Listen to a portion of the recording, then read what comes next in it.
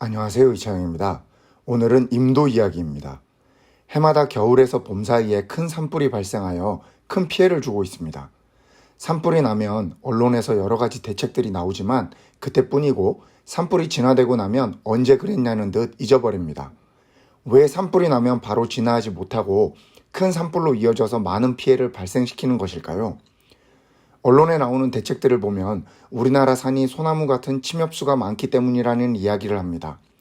침엽수가 불이 더 잘 붙기 때문에 화렵수를 많이 심어야 한다는 것입니다. 또 어떤 이들은 산 가꾸기를 해서 잡목들을 베어내서 그렇다고도 합니다. 그래서 숲을 자연 그대로 둬야 한다는 이야기도 나옵니다. 이런 대책이 효과가 있을까요? 우리나라는 산지가 60%가 넘습니다. 산을 그대로 둬야 한다는 것은 이 큰 자원을 그냥 방치하자는 이야기입니다. 과연 맞는 이야기일까요?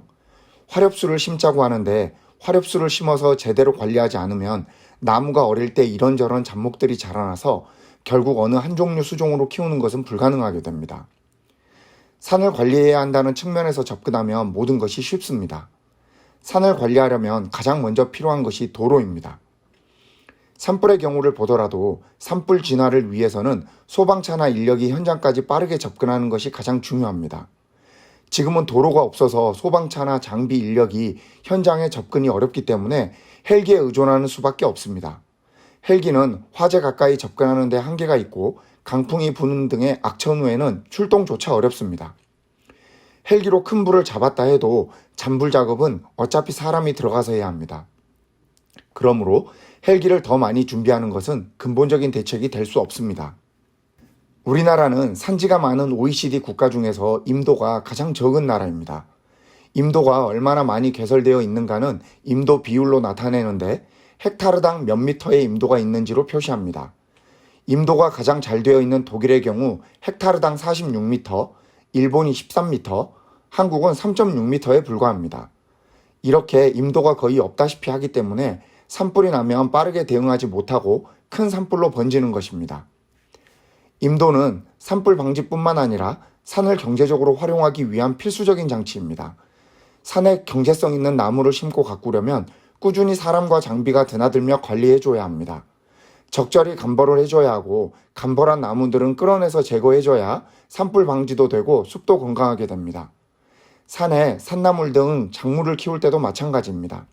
산은 논밭처럼 높은 밀도로 작물을 키우는 것이 아니기 때문에 한 사람이 넓은 영역을 관리해야 하는데 이때도 임도는 필수적입니다.